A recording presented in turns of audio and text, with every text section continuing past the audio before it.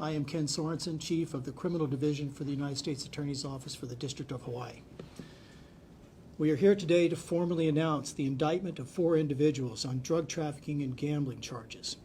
I am joined by Special Agent in charge of the Honolulu Division of the Federal Bureau of Investigation, Stephen Merrill, to my right, Maui Chief of Police John Pelletier, also to my right, and Assistant United States Attorney Micah Smith, who, along with the outstanding agents and officers of the Federal Bureau of Investigation and the Maui County Police Department, conducted this investigation in the operation that resulted in Friday's arrests. I'm going to make some preliminary remarks and then step aside for Special Agent in charge Stephen Merrill and Chief John Pelletier, and then I'll come back for any questions. Friday's operation was the culmination of long hours of hard work by special agents of the Federal Bureau of Investigation and officers of the Maui Police Department, and also Assistant U.S. Attorney Micah Smith.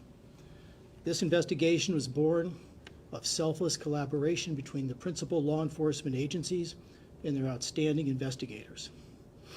They were investigating a difficult, highly secretive organization that utilized burner phones that they regularly dropped and avoided TSA screening by flying an airline that does not do screening. They also practice sophisticated operational security in many, many ways. Despite all this, the investigators and Assistant U.S. Attorney Smith tirelessly gathered a mountain of damning evidence that has now culminated in the indictment of 4 individuals. Those individuals are Mali'u Tauheluhelu, Ma'afu Pani, Tuanga Ni'u, and Desmond Morris, who remains at large. The indictment charges a long-running and sophisticated scheme to move large amounts of crystal methamphetamine from the mainland into Oahu and also into Maui, and to launder the proceeds of their illicit drug business. The organization also generated income from a widespread illegal gambling operation that operated in multiple locations, both on Oahu and on Maui. The gambling enterprise had the advantage of operating under the veneer of being apparent legitimate businesses. In truth, in fact, the businesses were fronts for illegal gaming locations that utilized gaming machines and sophisticated gambling apps that facilitated off-premises gambling. The indictment charges Mali'u Tauheluhelu, the lead defendant, with conspiracy to distribute and possess with intent to distribute a great deal of methamphetamine, along with the substantive count of possession with intent to distribute methamphetamine, conspiracy to operate an illegal gambling enterprise, and conspiracy to launder drug proceeds. The indictment charges Ma'afu Pani, Tauheluhelu's chief lieutenant, with conspiracy to distribute and possess with intent to distribute also a great deal of methamphetamine, along with 1 count of possession with intent to distribute and 7 counts of distribution of 50 grams or more of methamphetamine, 1 count of possessing a firearm in furtherance of a felony drug offense, and conspiracy to operate an illegal gambling enterprise, and also conspiracy to launder drug proceeds. The indictment charges Tuanga Ni'u with conspiracy to distribute and possess with intent to distribute 50 grams or more of methamphetamine, and 1 count of possession with intent to distribute 50 grams or more of methamphetamine. Finally, the indictment charges Desmond Morris with conspiracy to distribute and possess with intent to distribute 50 grams or more of methamphetamine. Now, as you know by now, agents and officers have executed a number of search warrants in this case. Thus far, what has been seized is at least $68,000 in U.S. currency. At a minimum, 15 pounds of methamphetamine. It hasn't all been tallied up yet. 7 firearms, including 2 untraceable ghost guns, and in excess of 20 gaming machines. Also seized have been gambling ledgers, tablets that facilitated the electronic gambling that was occurring in this case, which is somewhat novel, and a money counter. Now, the penalties that these individuals face are large, as you might expect. Tauheluhelu faces 2 charges that carry a mandatory minimum sentence of 10 years and up to life imprisonment. 1 charge that carries a sentence of up to 5 years imprisonment. And finally, 1 charge that carries a sentence of not more than 20 years. Pani faces 5 charges that carry a mandatory minimum sentence of 10 years up to life imprisonment. 6 charges that carry a mandatory minimum sentence of 5 years and up to 40 years.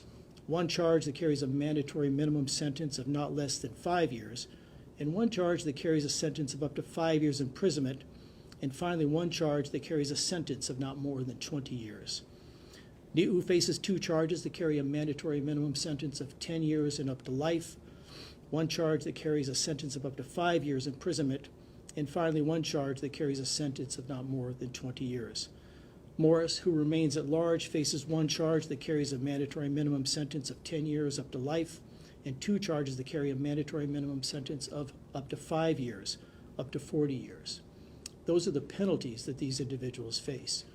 Now, at this point, I'm going to have Special Agent in Charge Stephen Merrill come up and make a statement, and after that, we'll turn to Chief Pelletier, and then we'll come back up for any questions. Thank you. Aloha. My name is Stephen Merrill, and I'm the Special Agent in charge of the FBI in Honolulu. The FBI is focused on keeping our neighborhoods in Hawaii safe. As members of our community, we share the public's frustration with illegal drugs, violence, and gambling in our neighborhoods. The FBI is and remains committed to dismantling drug trafficking and gambling organizations which poison our society and the people of Hawaii. The FBI, in a partnership with the Maui Police Department and U.S. Attorney's Office, has uncovered evidence in what we believe to be a nefarious scheme that has been operating between multiple Hawaiian islands and the mainland. The FBI is lawfully empowered to investigate organized crime which cross county, state, and even international lines. Operation Faikava culminated over 2 years of investigation on Friday, June 3rd, 2022, when over 50 special agents of the FBI and the Maui Police Department arrested 3 individuals in Honolulu and Maui counties for their roles in an elaborate drug trafficking and illegal gambling operation. We believe everyone charged had a role in facilitating the sale and distribution of methamphetamine and operating multiple illegal gambling rooms here on Maui and Oʻahu. This organization allegedly transported proceeds from unlawful activities and avoided law enforcement's detection by the TSA by evading screening. In addition to the sale and distribution of illegal drugs, they used violent acts and intimidation with stolen firearms. This criminal enterprise did not care about public safety or the danger they posed to the public. For example, our search warrants executed last week enabled the FBI to locate and seize weapons, including illegal firearms and other weapons that these individuals used to protect their illicit drugs and illegal gambling operations. We also seized illegal drugs, tens of thousands of dollars in U.S. currency, and gaming machines. While our team's arrest and search warrants were visible to the public last Friday, the public does not see the daily hard work that goes on behind the scenes by our agents and task force officers, analysts, and professional staff to keep us safe. I greatly appreciate the team's efforts and leadership to seek justice for the public. Our team's work is not done. Our investigation continues, and we will identify and deter those who are poisoning the people of Hawaii. We rely on all of you in helping us stop criminal activity like this to make Hawaii a safer place to live and raise our families. So if you come across any suspicious activity, please call us at 808-566-4300 or submit a tip online at tips.fbi.gov. We can't put a stop to what we don't know about. Again, please report any suspicious activities by calling 808-566-4300 or online at tips.fbi.gov. This week's actions took a large step in improving our safety. My sincerest appreciation for the tremendous work done by the U.S. Attorney Claire Connors and her team, including the Chief of the Criminal Division Ken Sorensen and AUSA Micah Smith, as well as my thanks to Chief Pelletier and the men and women of the Maui Police Department, including their Vice Unit, for their continued partnership and support. This was truly a team effort. Thank you to the media for helping us get the message out. These activities will not be tolerated by law enforcement nor the people of Hawaii. Thank you. I'd like to introduce the host, Chief Pelletier, to make his comments. Thank you. Aloha, good morning. I want to thank first our federal partners. It's not lost on what tremendous effort it takes to pull something like this off. I especially want to thank the brave men and women of MPD. The Maui Police Department works tirelessly to make this the safest community possible. We have a vice section within the department that a lot of folks don't know about. Day in, day out, they come to work, they risk their lives, and they do everything to make this as safe as it possibly can be. We're talking about cases here that involve large amounts of narcotics, weapons, and gambling devices. This is a recipe for disaster within any community, and it will not be tolerated in ours or anywhere within the state of Hawaii. It's not lost on me, nor should it be lost on anyone in the room, that this press conference is taking place in Maui County. We have our federal partners, the U.S. Attorney's Office, the FBI here in Maui County, because the partnership and our commitment to integration to make this the safest community possible crosses those boundaries and those barriers, that we will do everything we can to be as relentless as possible to ensure the safety of our citizens and our visitors. This is what law enforcement effectively looks like, because we've got the folks that are going to try the case. We've got our federal partners that help with the assets and the ability to do things that local law enforcement can't do on its own. And because you set ego aside and you allow integration to work, you've got the ability to disrupt a criminal enterprise that's plaguing this county. Well, it plagues it no more. And we will be relentless each and every day, collectively, all of us, to make sure that this is the safest community. Thank you so much for telling our story. Thank you, Chief. Special Agent in Charge, Merrill. Okay, at this juncture, we're going to field questions if you have any. We'll start over here. Wendy Osher with Maui Now. I wanted to know the extent of the Maui operations. You said that there's 4 people indicted. Are they all from Maui County, or like what's the breakdown? Can you go a little bit more in detail on that? Yes, the breakdown would be that the lead defendant, Tauhelu is from Oʻahu. Ma'afu Pani is a Maui defendant, as are the other 2 defendants. So 1 from Oʻahu, 3 from Maui. And then you said that there's legitimate businesses that were targeted. Can you go into detail a little bit on what type of businesses were raided?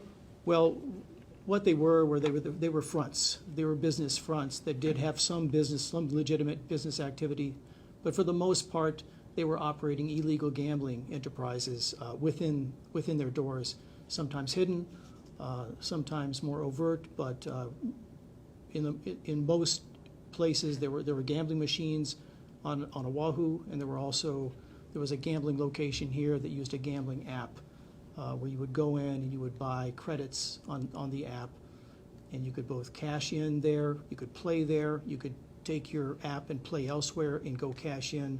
So it was kind of a unique gambling setup. Hi, sir. Melissa Tanji with the Maui News. Without botching any information, can you tell us what towns maybe here in Maui that was affected? I know on Oahu was Kaka'ako, where we saw a portion of, I don't know if that's the same raid, but and I saw some defendants from Lahaina that might match the. Yeah, that's correct. There was a location in Lahaina. There was on Oahu. There was a location in Waianae, and also locations on Queen Street.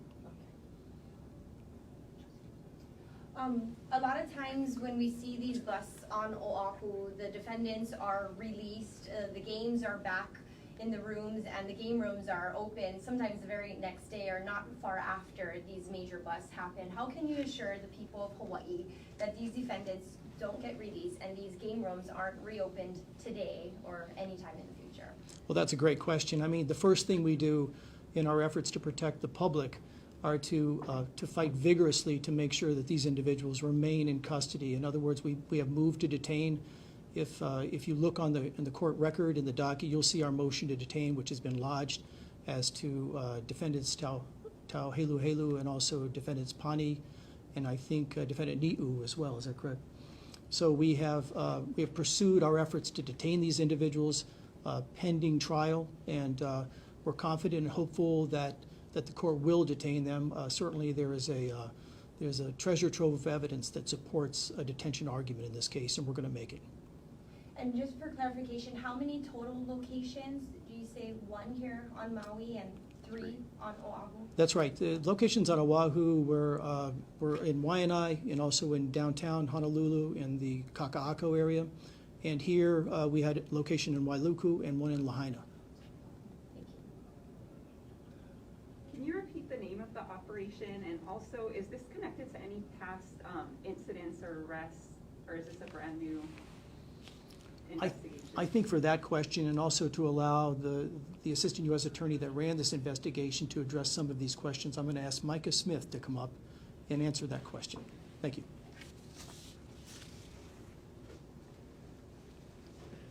Thank you, Criminal Chief Sorensen. We have to stick to the public record, unfortunately, and there's no public information at this time connecting this operation to any prior arrests. So I think the record will have to stand on that. In terms of the businesses, our memorandum in support of our motion to detain has now been filed. It identifies Stacks Sport Bar and Grill in excuse me, in Waianae. It also identifies 2 locations on Queen Street as Friends for Gambling. That was at 980 Queen Street and 977 Queen Street. There also was 2 snack shop locations on Maui as identified in our memorandum in support of our motion to detain. 1 snack shop in Lahaina, as Criminal Chief Sorensen indicated, and the other snack shop in Wailuku.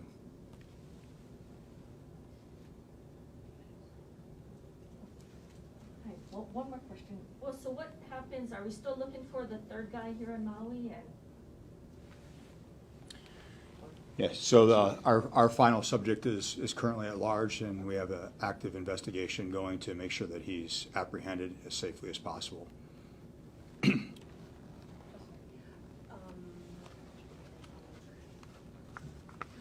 Can you mention you said they used an airline to avoid screening. Can you specify? Yeah, I think the public documents in this case indicate that that airline was Mokulele.